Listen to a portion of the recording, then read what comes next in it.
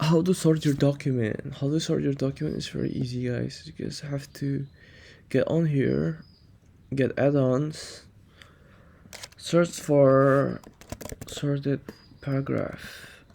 Yes, and then you can click here, click install.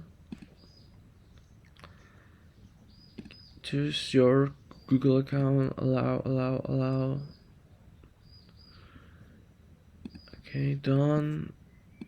And you can just highlight them all by clicking Command A, or if you're on Windows, Control A.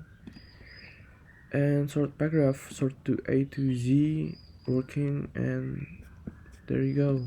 It's been sorted from A to Z. I don't know if it has been sorted to A to Z, but you can check it for yourself because I have strange paragraph here from ChatGPT, but that is how you can alphabetize, sort your document in A to Z, the content, of course.